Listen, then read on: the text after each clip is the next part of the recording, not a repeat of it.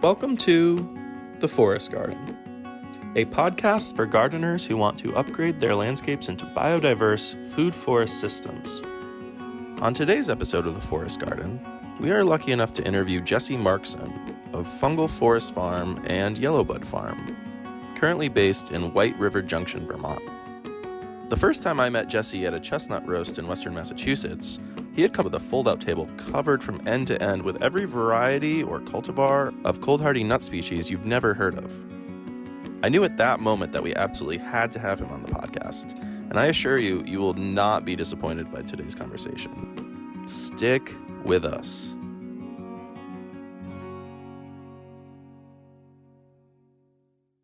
Happy birthday, Jesse. Oh yeah, happy birthday. Thank you very much. Appreciate it. What'd you do yesterday to celebrate? What did I do? I had prepared a chestnut sourdough pizza that I made with some bicolor boletes from the Connecticut Ag Extension Service and some homemade tomato sauce. Oh my gosh, that sounds like quite the dish. It was a really awesome pizza. I also talked with Sam Thayer for a while and Brandon Miller, who's a PhD, has a PhD on hickories. It was actually a really busy day. It was mostly, I don't know if work is the word for it, but working in a way. Even hustling on the most important day of the year, you're still hustling. That's classic. I stepped away for half a second. What was the pizza?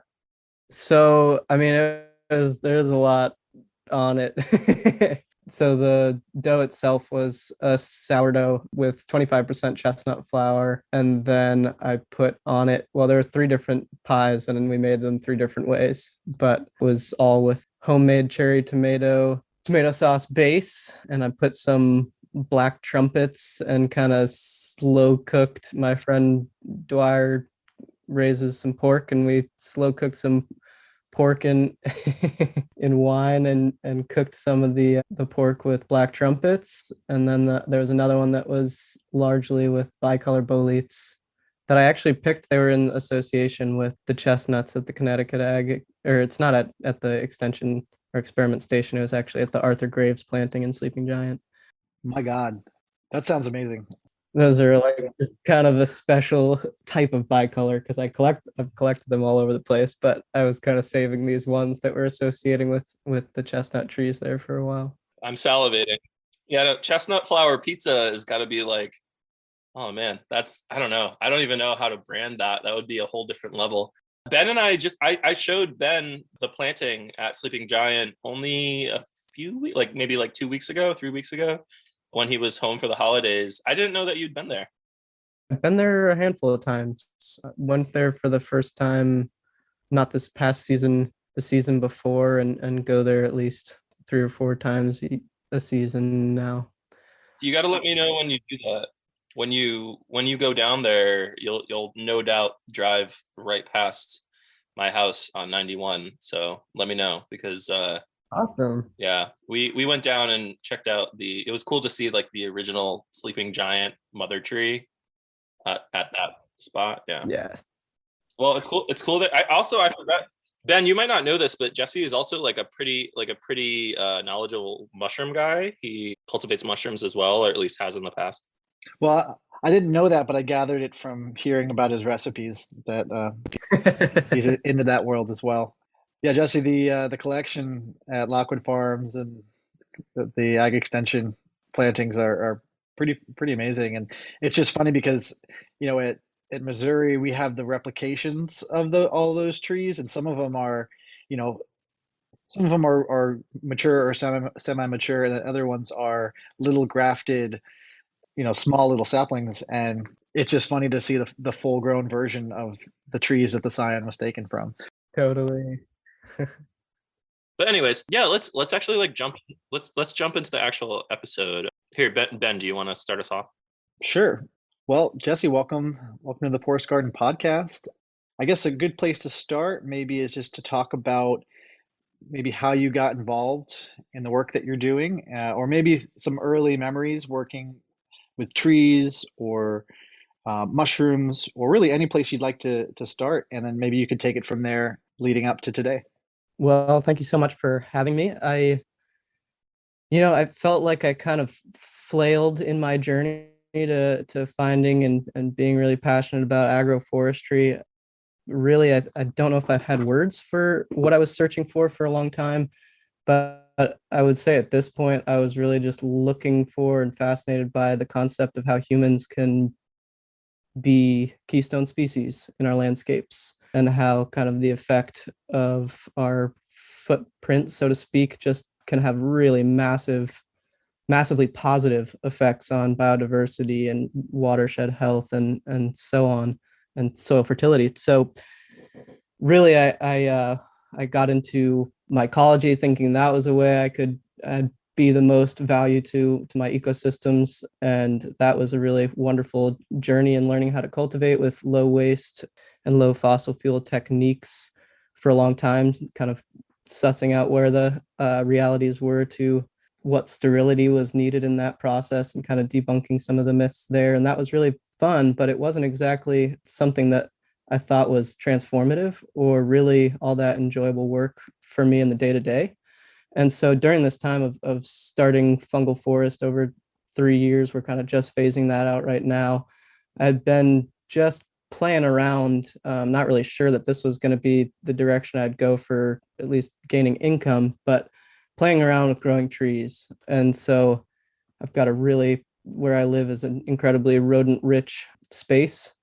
And so I had a lot of failures or not learning experiences early on with planting nuts outside and then getting nothing, because even if they grew for a few months in the season, something would dig them up sooner or later in that first year.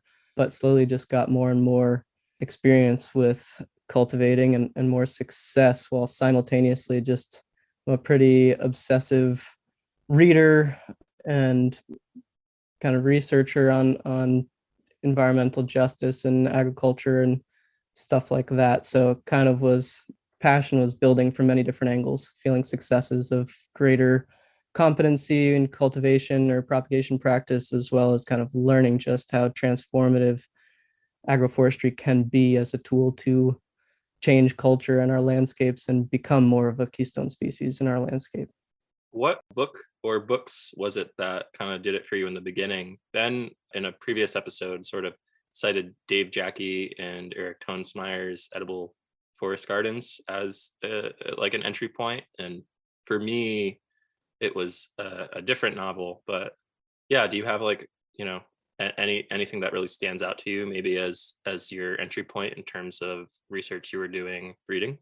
Yeah, I mean, it's not exactly what would be considered agroforestry based, but I was definitely into foraging a lot earlier than I was deep into agroforestry. And all three of Sam Thayer's books were incredibly important in my learning experience. And Tree Crops by J. Russell Smith was one that really kind of flipped a lot of my perspectives in a very helpful and inspiring way.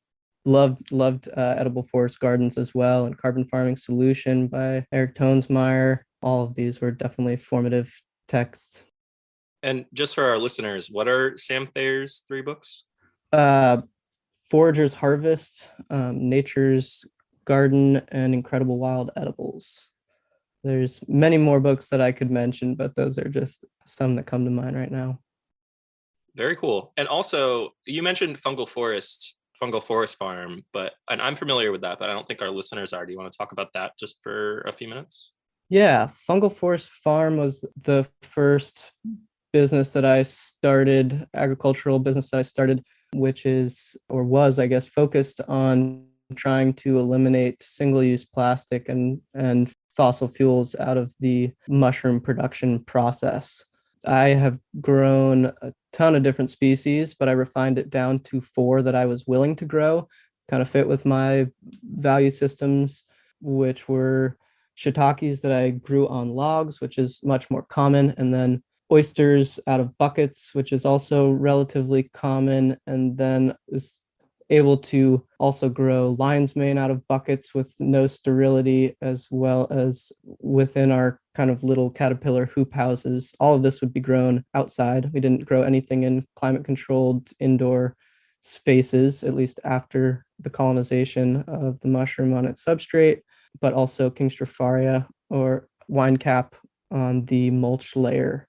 And this kind of integrated into the nursery setup as time went on because, well, we can get into that a little bit later if you're interested, but some of our air pruned raised beds or beds that kind of offer the possibility for the taproot to stop growing without killing the taproot and then providing much more fibrous branching structure. We kind of lifted those up a couple feet and then we're able to still grow our mushroom buckets under those, the kind of favorable microclimate under there, as well as the wine caps under that. I'm not sure how clear that is as a verbal description, but that's kind of some of our cultivation style, and it was all seasonal. So as I mentioned, it was all outside, so it would be just during the growing season, and worked well enough to be able to charge almost 3 times the amount of the price for most of those mushrooms to local restaurants just because the quality was so much higher. Outdoor grown mushrooms are really can be much different than a lot of the indoor cultivated counterparts. So I know we have a lot to cover, but I'm really curious, maybe just briefly for our listeners, could you maybe explain why it is that you're able to grow without sterility if people are more familiar with using plastic bags or sterilizing all the media beforehand? Like, what is it that you're doing differently, or maybe where can people go to learn more about how to do this method? Yeah. Well, I did a relatively poor webinar with Cornell Small Farms Extension Program that is free on YouTube that can explain some of the cultivation styles that I've done. But essentially, I use strains that I pick from the wild and kind of trial and compare and basically just allow in petri dish different contaminants that I know will come up within my growing space and just kind of let them duke it out. Don't keep them in just sterility, just kind of like if someone sits on the couch for a few years, you're not going to be as strong or agile or have the same type of, I guess, vigor is one way to put it. So by keeping them in these continuously more challenging situations and then bringing them into non-sterile media, they can duke it out and win, especially because I'm putting certain amount of spawn, which is mycelium on a certain substrate, rather than just spores. They just are already kind of have a leg up. So they're able to outcompete when you give them have the right strain on the right food in the right context. And being in White River Junction, Vermont, relatively humid, moist climate, just a simple shade cloth in pretty cheap caterpillar tunnels can grow really incredible mushrooms. That's kind of the short of it. I remember a course I took with Trad Cotter, the famous mushroom cultivator. He said sometimes that when other people are watching a fight on TV at night, he'll take a beer into his lab and watch his mushroom strains try to fight off a contaminant, or maybe two mushroom strains try to compete for, some sort of food source. And that's his form of entertainment. It's a lot slower, but it's just as entertaining for him. So then would you say that the fungal forest or your interest in mycology led to your interest in trees? Was that the path that it took? Yeah, I mean, it definitely contributed. I mean, I think my move towards agroforestry is not necessarily a move away from mycology in any real way. It's more of just kind of an expanding of my understanding of ecosystem dynamics and ways in which we can kind of have some more leverage in putting a lower amount of energy to a much higher ecological benefit and output. I had researched and looked into common mycorrhizal networks and different types of carbon dynamics for many years prior to growing trees actively. And that definitely did contribute to my interest in agroforestry for sure. So one thing I'd like to hear about is, and I think Mike is a little more familiar with this, so maybe it's good that I'm asking the raw questions. I know you've done a decent amount of traveling, or I don't know if you call them foraging trips or scouting trips, to collect seeds and genetics from a number of different sources. Can you summarize, like, or talk about the beginnings of that, or why you decided to take either, I don't know if it was one trip, if it was many trips throughout a long period of time, and what came of that?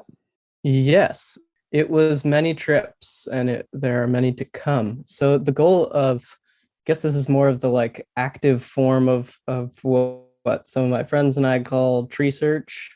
Just there is an enormous amount of trees out there, both wild, but in many cases, at least pertaining to these trips, intentionally cultivated, either by hobby growers or agroforesters that are doing it for profit, that have existing or abandoned orchards that just have individual trees or genetic lineages of specific species that are outstanding in qualities like heavy bearing, consistency of bearing. If we're speaking of nut trees, their size or their kernel to shell ratio, or their ability to be commercially processed, so on and so forth. So we have just a long list of really highly desirable attributes that we look for or that we think are preferable.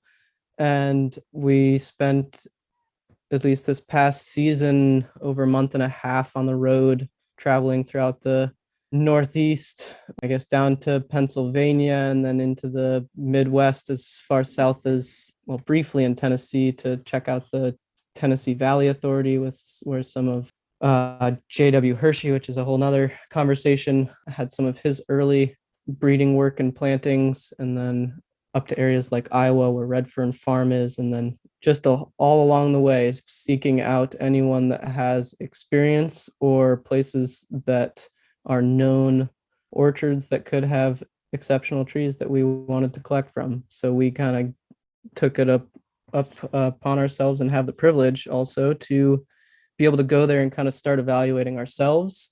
That also has the co-benefit of being able to collect enormous quantities of seed, especially on a mast year like this past one, which has massive cost savings, as well as just being able to have access to things that we literally couldn't buy. Yeah, I could speak more to that. I'm not sure if you want specifics on what we were collecting or what trees are highly desirable to us. Happy to chat about any of it. Sure. Thank you for the introduction to that. Sounds like quite the adventure. I think maybe what would be helpful is maybe if you could overview some of the species that you collected and maybe a particular unique variety that you either, I don't want to say discovered, but you were able to collect, or maybe in some cases you did discover something that was relatively unknown to the community, or just maybe a standout cultivar or seedling or something from each of the groups that you collected from, or each of the species.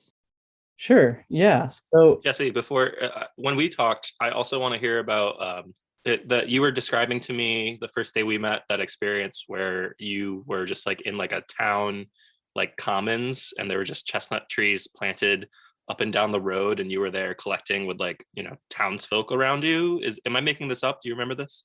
you were not making this up. Yeah. Okay, yeah. So that's the story I want to hear. But go back to Ben's question and yeah, maybe like intertwine it. They're all related, part of the same journey. So, I mean, I'm really fascinated by a really wide variety of different tree and shrub species, or species in general, not just trees and shrubs, but I do kind of attempt to do some addition by subtraction. So, trying to refine some of my focus because there's just too much out there. And so, I'll just quickly list the 6 that I really intensely focus on, at least right this moment, which is chestnut, hazelnut, and yellowbud, which is primarily for human consumption. Yellowbud hickory is also commonly called bitternut hickory or Caryocortiformis for those that are not familiar with the name yellowbud. And those are kind of like the bread and butter species, in my opinion, though they also do have silvopastoral applications. And then more directly for silvopastoral applications, persimmon, mulberry, and honey locust, which all 6 of these can be used for human food or for livestock, but we kind of whittled them down to what I think their highest value is at this point right now.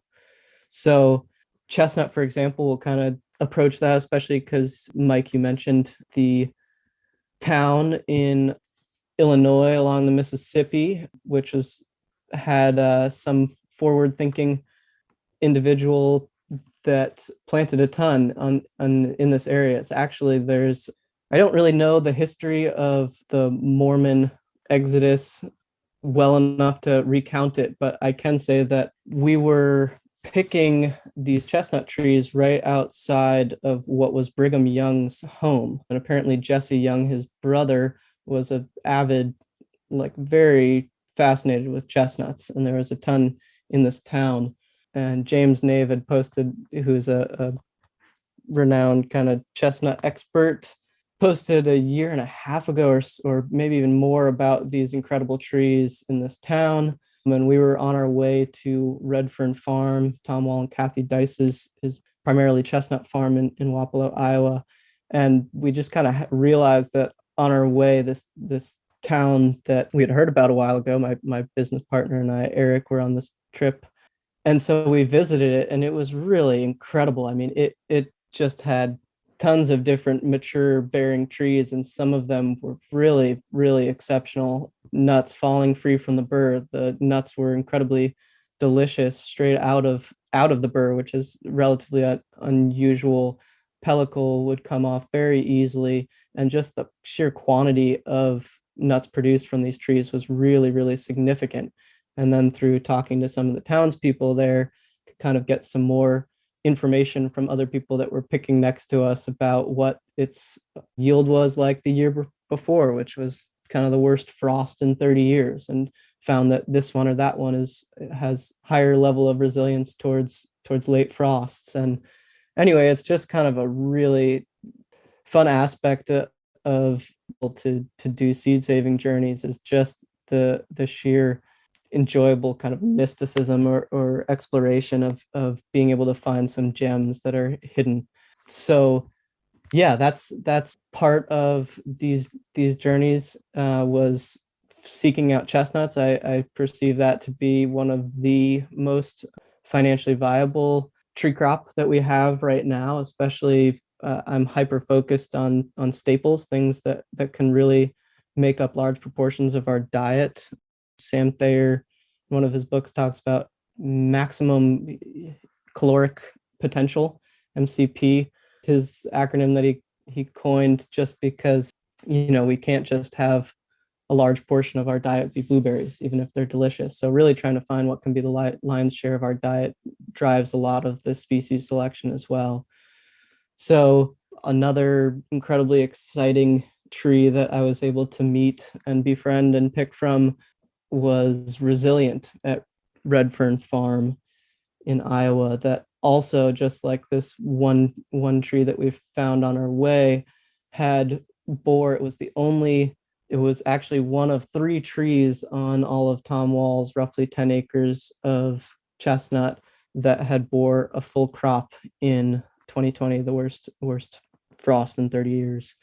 And it had never missed a crop, and they have some pretty intense weather extremes there. So even though I feel a little bit of I don't know, sadness or empathy for Kathy Dice and Tom Wall for how rough some of their trees' lives have been, this kind of gauntlet of intensive climactic factors also just yields incredible context for seed selection, because it's essentially like a breeding trial for, giving them a hard time and seeing who thrives the most.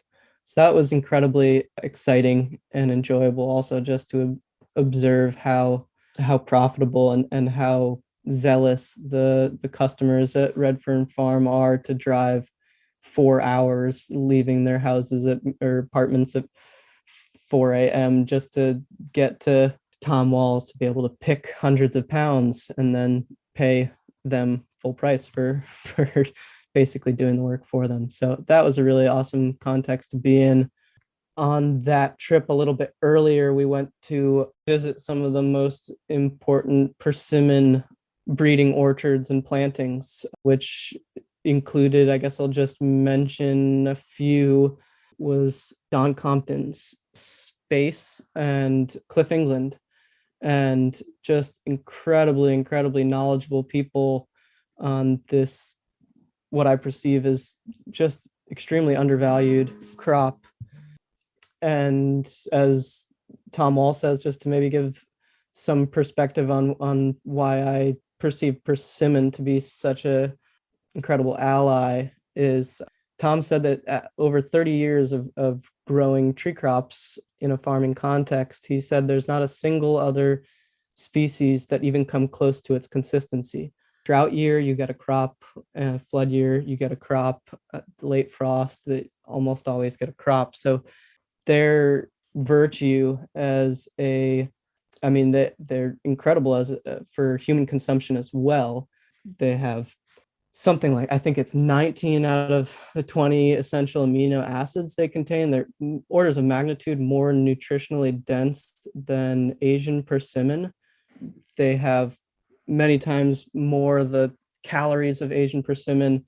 They're 4 times the calcium and 16 times the iron, 9 times the vitamin C, all comparing to just the Asian persimmon, which there's kind of like a bit of a virtue that persimmon has not been bred super heavily, with the assumption that more wild type species can have higher nutrient density. And it seems to be true with the persimmon.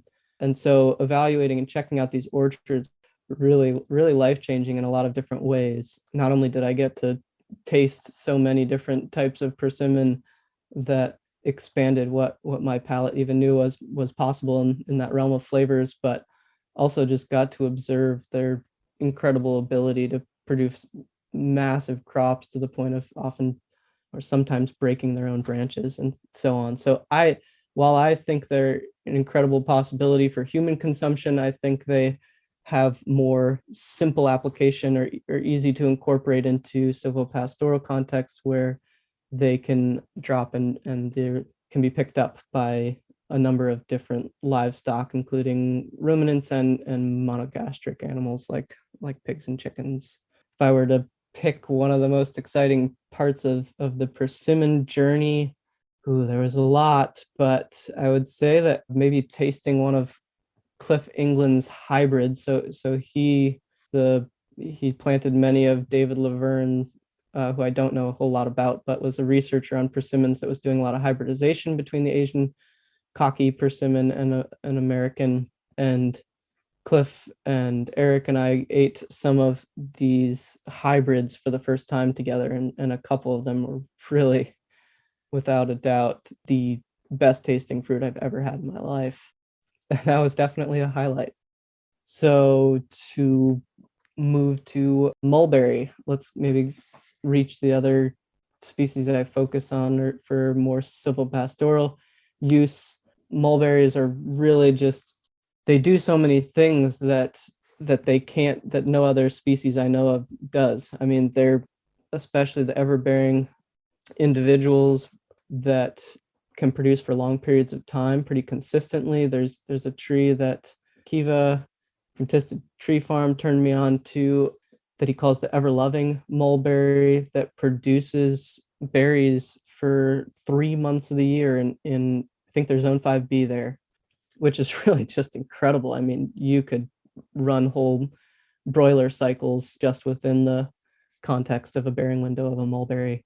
Another highlight that I'll mention was being at a good friend Darren Beauregard's farm, which is kind of in the middle of our persimmon journey in Indiana, and realizing that the cultivar Viola's lavender was just kind of a chance seedling that he had planted right behind his beautiful hand-built home. And his daughter Viola actually just planted that tree with them and put her placenta at the base of that hole, which bears its name.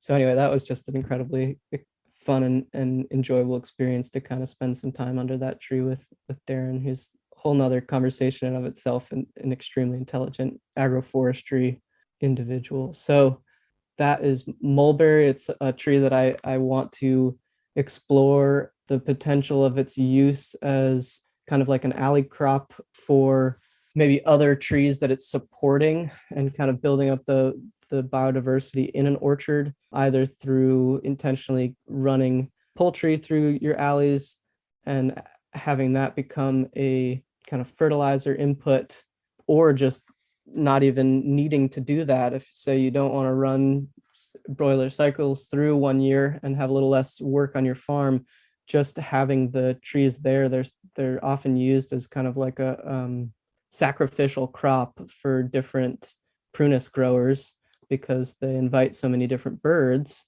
And so to have this tree that can kind of bring in many different bird species, and they too will gladly deposit fertilizer in place that can be supporting the maybe different dominant trees that are around it. Not to mention that, it has one of the best tasting leaves and most mineral dense, nutritious leaves from any temperate tree green that I know of. Sam Thayer says maybe the only one that rivals it in flavor for him is maybe linden. So it's really just an incredibly multifunctional tree. Honey locust, I guess, is the third of the three. I also want to clarify that the persimmon, mulberry, and honey locust, I'm speaking strictly to ones that are tree crops, so providing a crop for livestock that it can support. If we kind of took an angle of more of the fodder conversation, there's more to talk about there. But speaking specifically to tree crops, the honey locust is, in my opinion, just one of the most invaluable assets to moving towards more ethical livestock management from a soil fertility standpoint, from animal health standpoint. There's a study that Virginia Tech produced. It's actually two related studies that explored what I think it was roughly a 50% canopy cover of honey locust, and they assessed forage mass and its fiber content and nutrient content.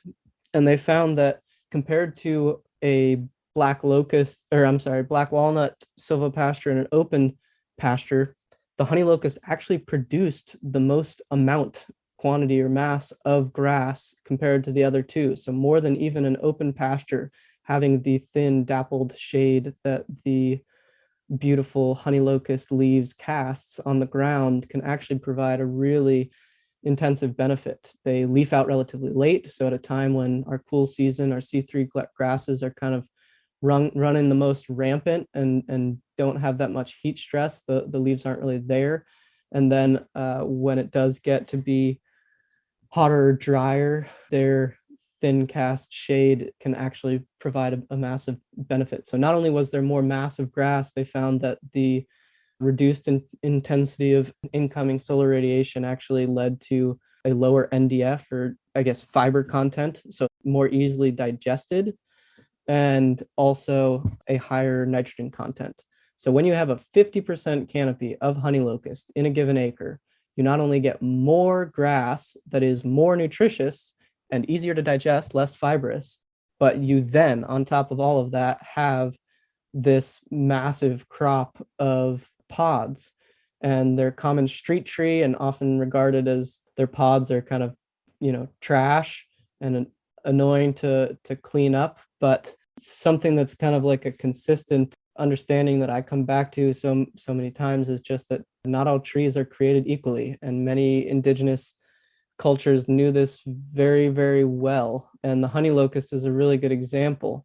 Of our 4 best selections of honey locusts came from areas of the South that comprise Cherokee homeland. And there's really long standing, I think it's over 8,000 years or so, something like that, of established history of the Cherokee revering and making use of honey locust trees as part of their medicinal and dietary regimes. And when you look at the pods of these trees, you can see that they're just it's almost like a different species. A lot of the wild honey locust pods can, I don't know, maybe be as small as 3 inches or up to maybe 9 or 10 inches on the bigger side. And they're often very fibrous and thin and kind of papery and tough, versus these selected honey locusts can be 2 feet long each pod, and they're very fleshy.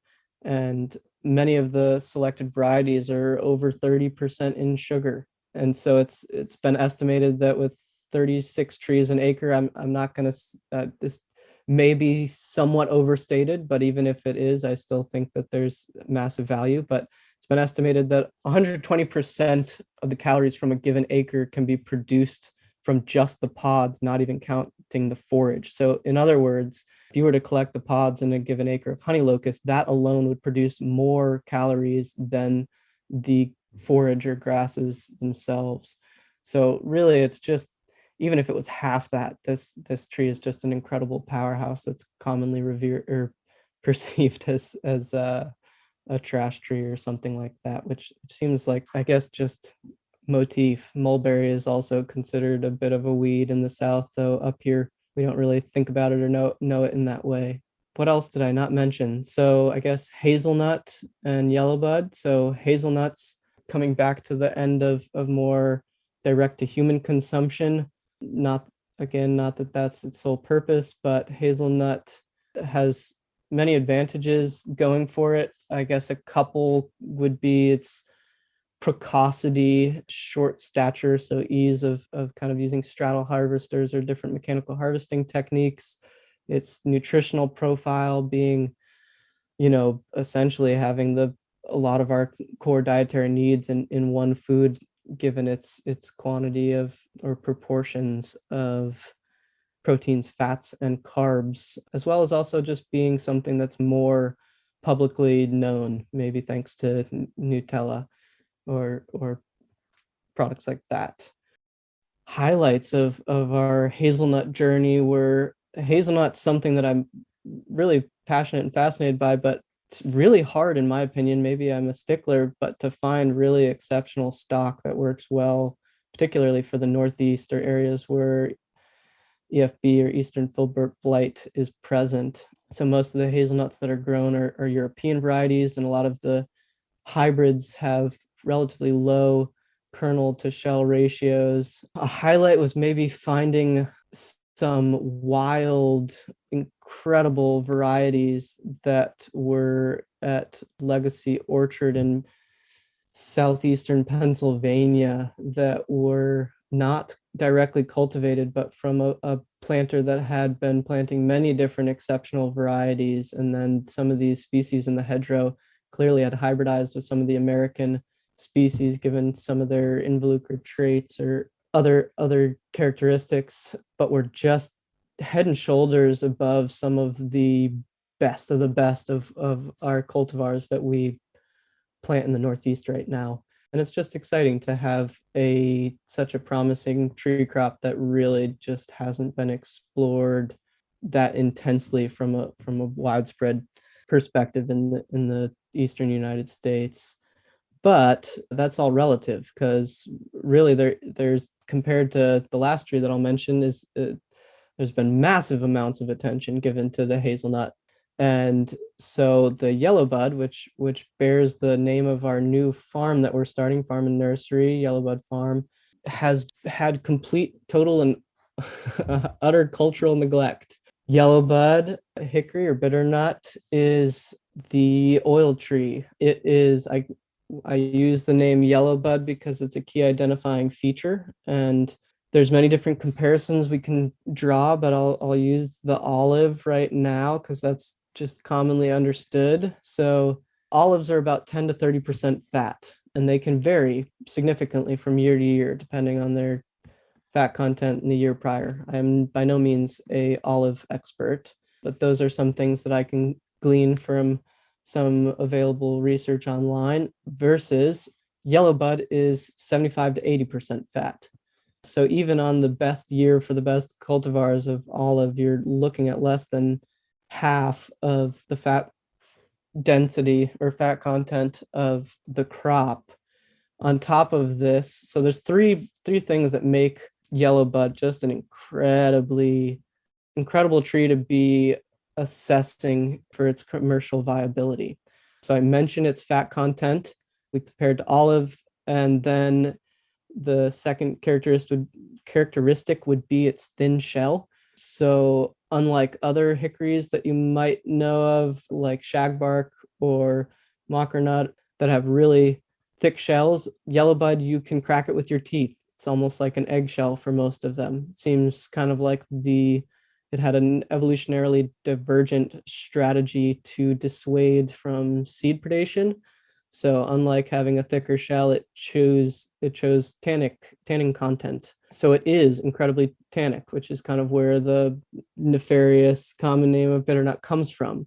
But just like an olive, yellowbud nuts have that bitterness from tannins and can't easily be eaten straight off the tree. And also, like an olive, when the tannins are not fat soluble, they are water soluble. So when you husk and then dry these nuts, you can then put them through an expeller screw press, and then the resulting oil is not bitter at all. It's actually incredibly delicious. I often describe it as liquid pecan. So that seems like it's the easiest way to kind of get the general picture of what it's like in most people's head. So the ease of converting to a culinary oil is probably its most promising trait. And the kernel to shell ratio of even just wild yellowbud hickories rivals many cultivar pecans. So this kind of totally culturally neglected tree is essentially like as if we had an olive or an avocado type tree in our forests and just had no idea. So that's something that we've been focusing on. It's kind of funny how the timing coincided with today being the first day that we pressed hickory oil with our own equipment as from the grant that we received this year. We received about $25,000 in funding from a USDA specialty crop block grant after submitting it from gathering a lot of research that Sam Thayer did and visiting and evaluating his process last winter.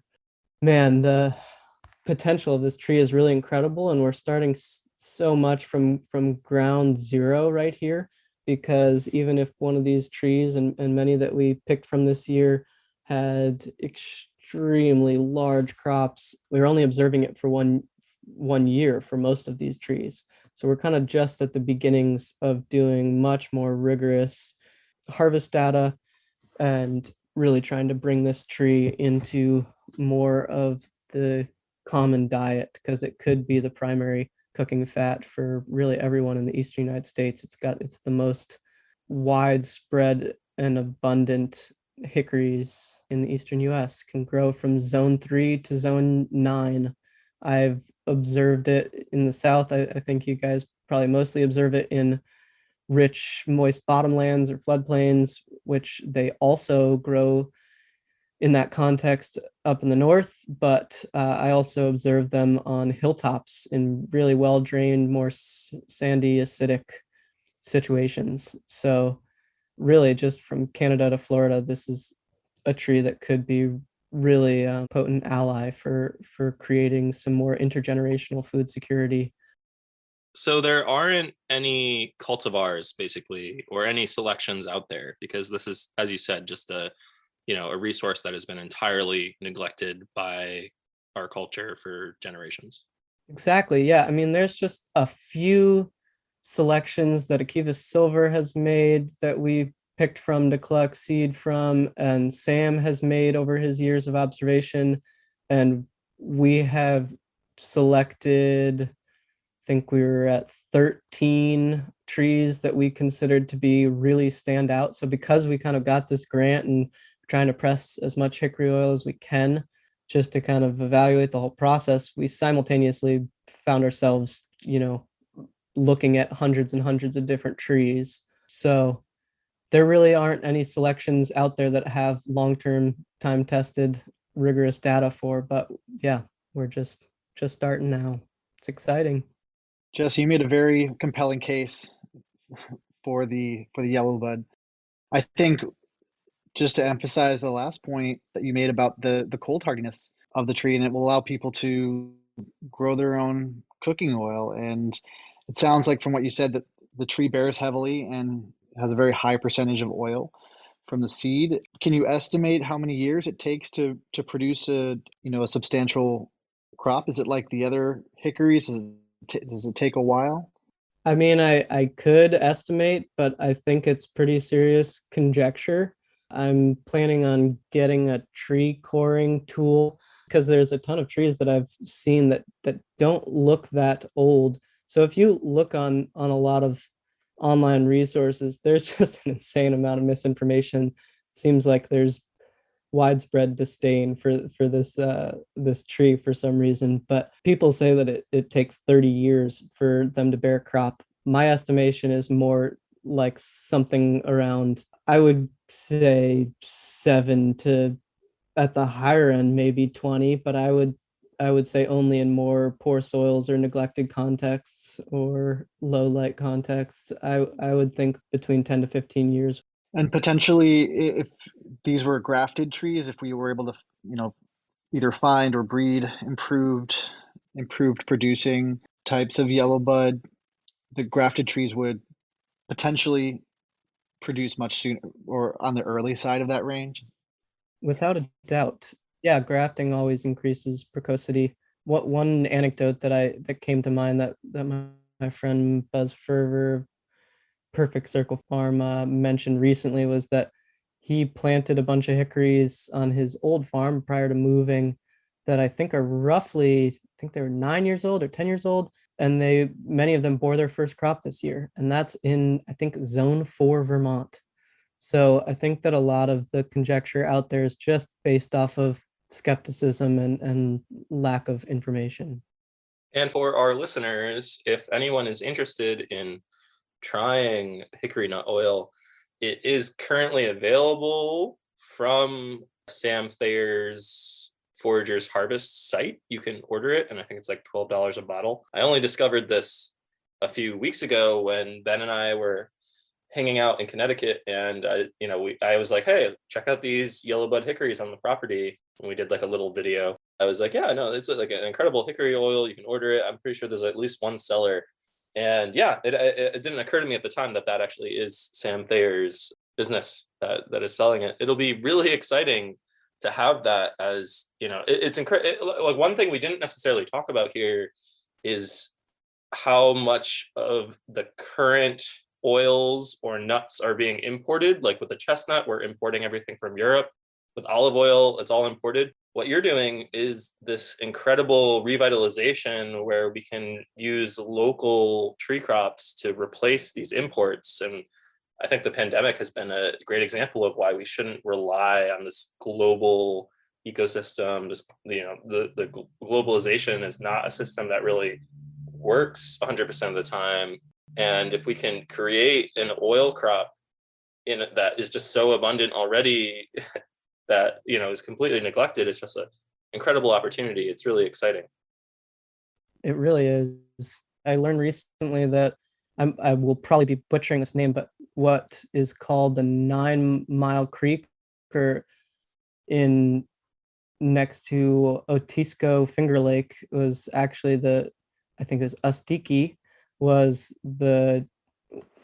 called bitternut, or that was their name for bitternut. And there's some conjecture that Otisco was just kind of came from that name of the reverence of bitternut. And if you look into some of the really old accounts from early colonizers like Hernando de Soto that traveled in the southeast, they've found massive stores of hickory oil that really was a staple fat for millennia. And to assume that some really easy to process, incredibly abundant food out there that can grow on such a variety of different soils and contexts, it's just something that's incredible that we haven't teamed up with this tree. There's a lot of that in the tree world. Yeah.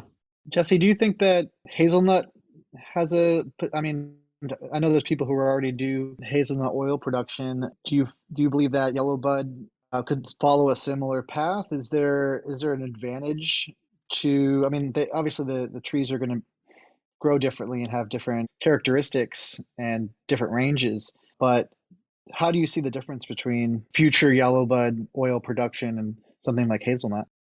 Yeah. Well, there's a lot of different points in there that I could mention. They're just really similar and really different in a lot of ways. So to speak from kind of like a more pragmatic processing point of view, Yellowbud is just way more easily adapted to cold pressing just because of the physics of a hazel shell.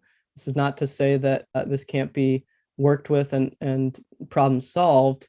I definitely think it can and will, but Yellowbud it has just the right amount of nut to shell ratio and thinness of shell that you need no separation of shell from kernel to run it through a press, and it works incredibly well. Versus I was at the New York Tree Crop Alliance spending some time with those wonderful people over there, and we were doing a hazel pressing, and they said they've used a similar Kerncraft machine that's similar to the one that I use, and they can't do that. They can't crush it and just put it into their expeller press. They have to do a shell removal step, which is not really a small thing when you're thinking about expanding a whole industry, to have a whole added step in there in between getting a raw product to a culinary oil.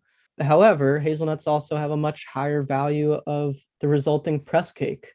The press cake is what's left over after you've pressed the material, pressed like the raw nuts. What you get is not tannic, unlike Yellowbud, which could be a virtue in certain contexts, but can basically just be fed to different livestock.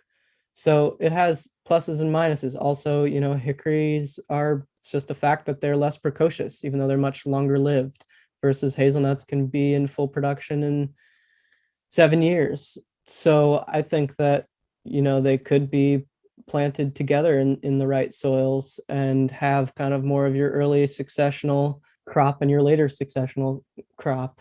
Hazelnut is not going to provide long or like a timber form tree that if you wanted to cull something 30, 40 years down the line, which, according to Greg Miller of Route 9 Cooperative, is something that he really wished he thought about earlier of, what the value, he's looking for much more timber form chestnuts that also can have other qualities that he appreciates. So that's something that we don't really need to select for in order for it to already have that value.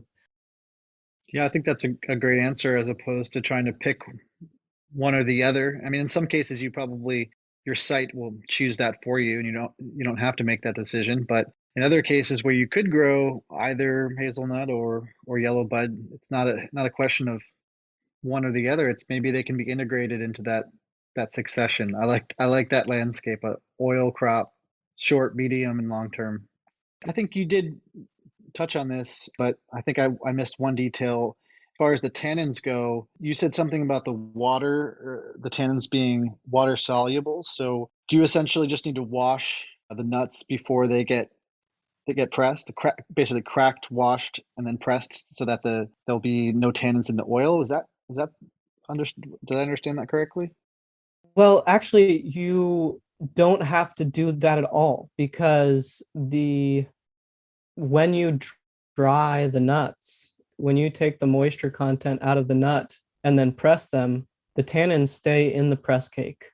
So because of their water solubility, and you're just extruding oil out of this dry nut, the oil can be released with none of the bitter off flavors or tannic qualities that nut has, and then the resulting press cake is incredibly high in tannins, which people often ask me. A lot of times people are way more interested in the press cake for some reason than the oil, which is a little head scratching.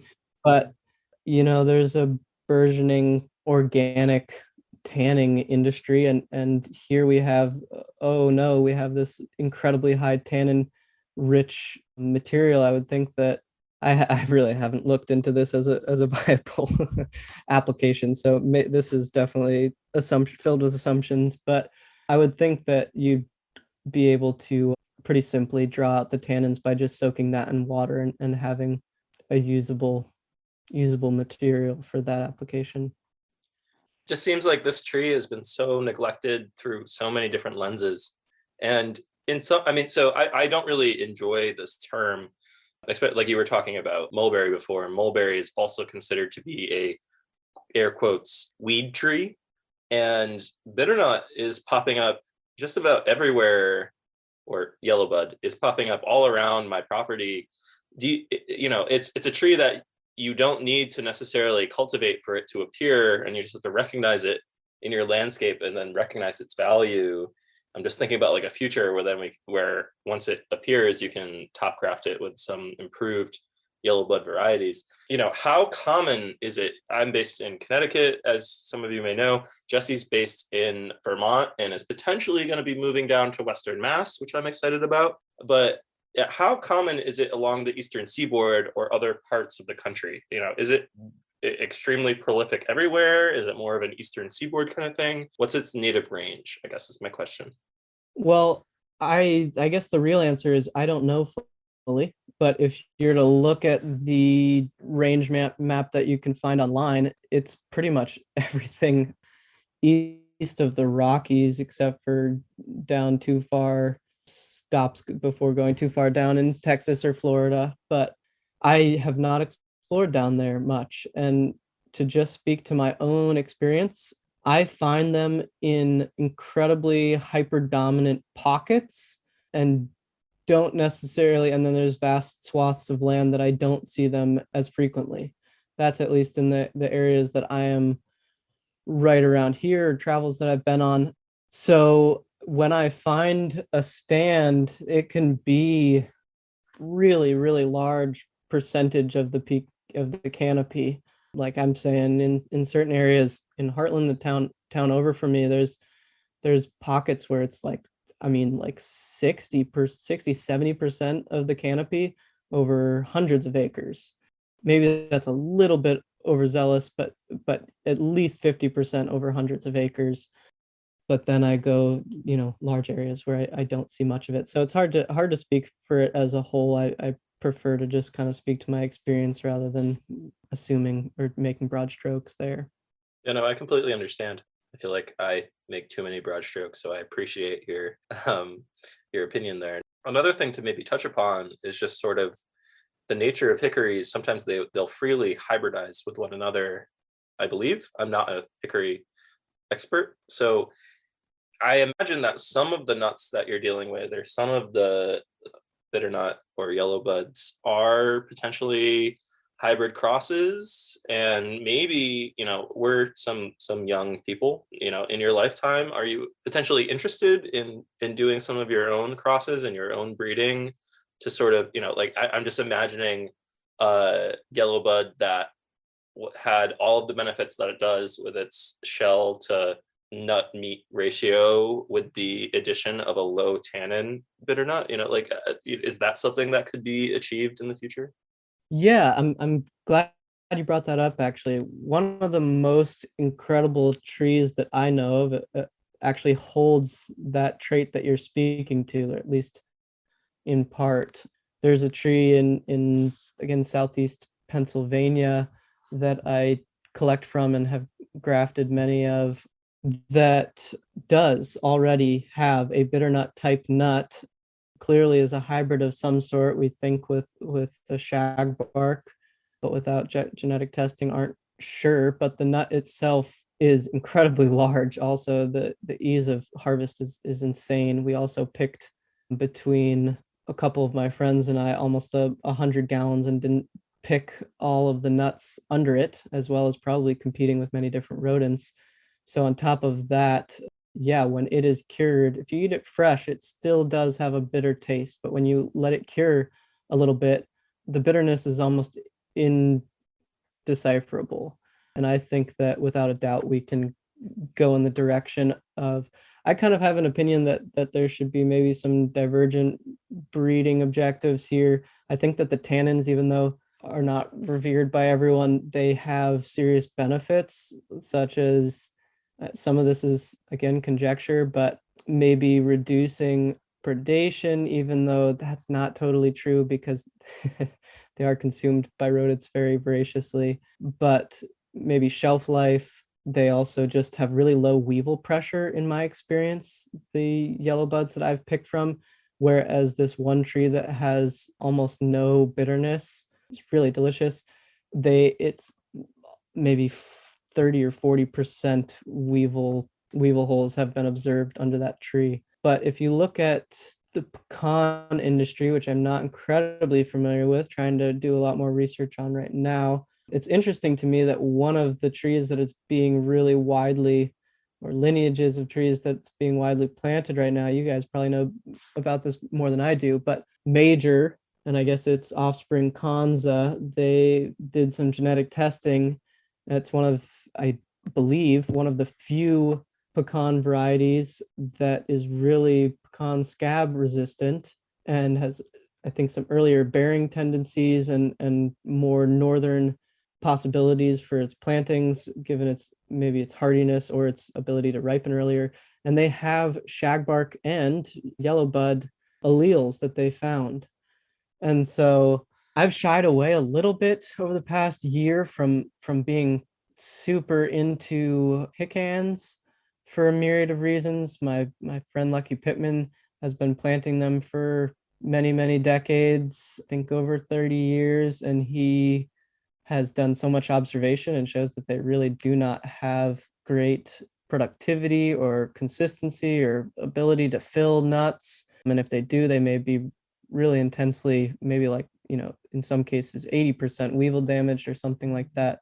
So they've got some issues, but that anecdote or that story with Major makes me think that there is a lot of potential for back crossing and getting some type of heterosis or hybrid vigor that can be achieved, or different types of emergent traits that didn't exist in either of the parents prior.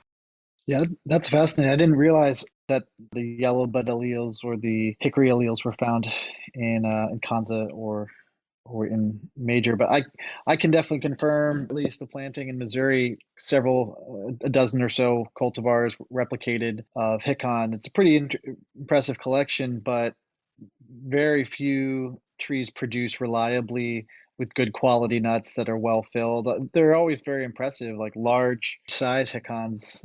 It's an interesting planting to walk through and see the diversity that exists. But as far as the nut quality, I don't really see too much potential there. There's a couple cultivars that I thought, produced well and tasted good. But, if I compare that to a Kanza or Posey or some of these other nice pecan varieties, I didn't see anything that was that standout. So more helpful maybe for future back crossing or something like that potentially. But yeah, my interests definitely lie more with what can be tangibly brought into a more diverse agroforestry context and be ecologically significant, and as well as just really being financially viable, because that component is just what's going to create this incentive alignment structure for people to start to pay more attention and thus hopefully transition our landscape in a thoughtful and ethical way. So Jesse, along those lines, if you were to maybe name a few hickory cultivars, not necessarily, I mean, obviously there aren't selections or cultivars of yellowbud, but shagbark and other hickories do have selections that have been made. And any other, when we met at John O'Niger's farm, Big River chestnuts, I was pretty blown away by the table that you had with just like, I don't know, like 80, or maybe I'm exaggerating, maybe 25 or 50 different named selections or cultivars of all these different nuts, whether they be chestnut or heartnut or pecan, the paper shell pecan that you cracked with just by biting down on with your teeth. Some of these selections and varieties are just completely unknown by the masses. So if you could just sort of name a few that really stood out to you from that trip, or some that you're really looking forward to cultivating, whether it's chestnut or pecan or shagbark hickory or whatever, I think that could be really valuable to some of our listeners who are potentially, creating homesteads or are in the early stages of designing their food forests or forest garden landscapes. And really something on this podcast that we try to do is emphasize the importance of nut crops, especially like, at the canopy layer for the 7 layers of the food forest, that kind of concept. So yeah, I don't know. Anything that you have to share would be really valuable. Well, if we're kind of on the carrier, the hickory subject, you can't really talk about that area without mentioning Granger, probably one of the more well-known of that's a shagbark cultivar. It's just so, stand out. At least in my experience prior to this year, there was nothing that seemed like it compared to Granger. Its ability to crack out in halves really easily, at least with a master nutcracker or something like that. Its ability to bear on much more regular cycles, and it's just so incredibly delicious, as well as being heavy bearing, not just consistent.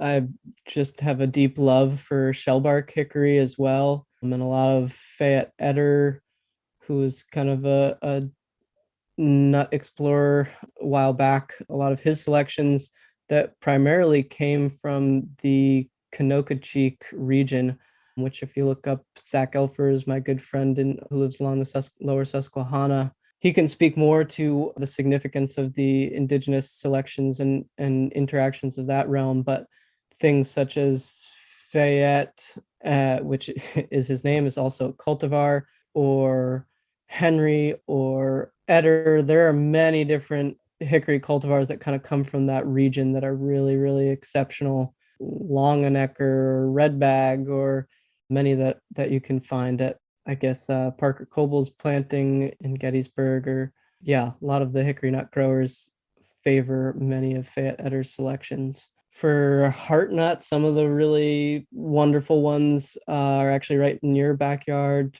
Mike, at the Connecticut Ag Extension or Experiment Station.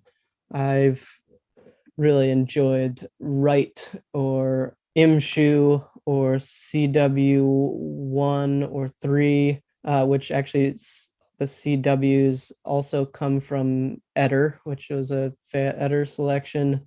It's a number of different ones that actually come from Fayette Eder. There's also some pretty incredible selections that we've found at some plantings from the late John Gordon. But many of the things that I had listed on the table that you're speaking to were just names that we gave to them because we've kind of come across unnamed, really exceptional hickories or quercus or oak species, such as, low tannin oaks that we've collected from Lucky Pittman, who I mentioned. He has a couple. I mean, these names may not be very useful to your listeners, but Midmo 1, 2, and 3 are low tannin, really large nutted oaks that also have bore with incredible consistency for Lucky. It honestly just blows me away to see. I considered many oak species to have masting cycles that were just too significant between their heavy bearing years to really be viable as a human food, or, well, which is really just ethnobotanically illiterate to say something like that, but or for livestock feed. But seeing how he only misses a crop maybe once in every 4 or 5 years for many of his oak trees, it's clear that they can be brought into agricultural contexts where more consistent yields are wanted. I mean, there's just so many different varieties. It's hard to I think we grafted over 350. Well, we had over 350 successful grafts, but over 150 different varieties that we grafted this past year, and that was just kind of like getting our feet wet. We went from this past season, grew about 12,000 trees successfully, and then now this upcoming season with this mast year, and really taking a much deeper dive into focusing on the propagation and nursery world, given not spending as much time in the mushroom propagation world. We're now aiming at, I don't know, between probably about 2 to 300,000 trees. So it's a bit of a quantum leap for our production. Really excited to do it. That is very exciting. I want to, before we sort of wrap up here, and I'll ask you to sort of plug any links or any places that people can find out about you and your work. I do want to just like that paper shell pecan that you showed us at that day at John O'Nagar's farm really blew me away. Maybe it's just because I have this weird obsession for pecans because my grandfather planted one, and it was the last tree that he planted before he had his stroke that sort of, set him down a path to no longer be planting things. That paper shell pecan, tell me more. Is it a selection from northern climates? Is it something that people can be growing in zone 6 or zone 5, or what's the deal? I'm not 100%. I mean, it was growing in zone just on the edge of 5B as far as what the zone maps that I saw. And it is, as the crow flies, maybe a half mile from a pretty thick part of the Mississippi. So I'm not sure if modulated climate or some of those factors. I mean, it also seemed like it was kind of an abnormally long season for most people. We got over 200 frost-free days up in Vermont, which is more akin to, central Pennsylvania or southeast Pennsylvania than to Vermont. So I'm not sure if those characteristics were why that tree bore so well this year, but it doesn't have a name that I know of. That's just one of many, and to bring it into more northern climactic context, I think there are a handful of others also that are not named, whose seedlings I think are really going to be the next generation of northern pecans. Bob Staley in whose wintergreen tree farm, who's I think one of the biggest chestnut producers in the eastern United States, who we're going to be doing some planting and breeding work together. But he planted a bunch of northern hardy pecans and had made some selections that look really, really promising, as well as John Gordon, who many of the quote unquote ultra northern pecans came from his tree exploration journeys that were most definitely remnants of different indigenous management styles, but in the northern Mississippi, northern part of Pecans Range, and selecting and collecting thousands and thousands of seeds from that and then bringing back to his planting, which is difficult to access, but in the Buffalo region, and in my eyes, at least bringing them farther north with a level of consistency, I think those might have more promise, even though they're maybe slightly smaller than the pecan that you experienced at Big River Chestnuts that I got from Illinois, but I think might have more ability to have consistent bearing in the north. But we'll see. I mean, all of this, I'm so new with the world of agroforestry and with such long-lived beings and all these possibilities, it's hard to talk about anything with any certainty. It would report back, I guess, which is okay. And I look forward to us hanging out more often if you end up moving down to Western Massachusetts.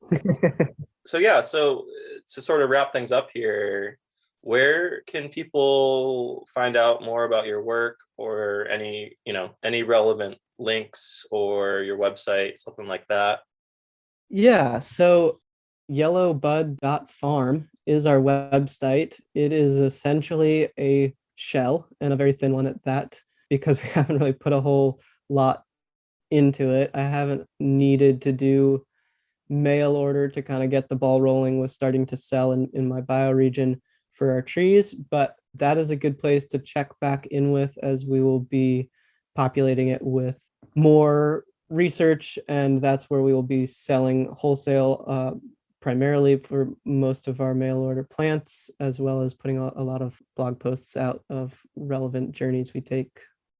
That's awesome. I didn't realize farm or dot farm was a that was a thing. And also for social media, you're still, like, for Instagram, it's Fungal Forest Farm. Is that going to change, or?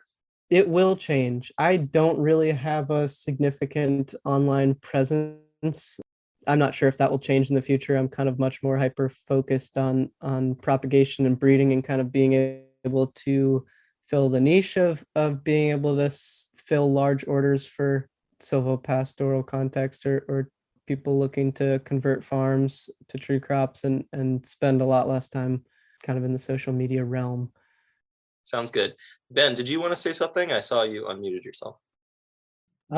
Nothing in particular. I just wanted to thank Jesse for coming on, and I can tell he's extremely passionate and very knowledgeable about this subject. And I was impressed that you were able to communicate so much information while maintaining a lot of composure and a lot of clarity. Because I know for me, I get kind of excited and carried away and lose my train of thought. So I enjoyed listening to you, and you're a great communicator about this stuff. Thank you so much. It really is. It's fun to chat with you guys, and I look forward to having more conversations to come. Absolutely. Oh yeah, we'll be hanging out, Jesse. Don't worry. Once you move down to Western Massachusetts, you're not going to be able to get away from it. To our listeners, if you made it this far, thanks for sticking with us, and we'll see you next time. Jesse, happy birthday again, and yeah, good night. Thank you. Have a good one.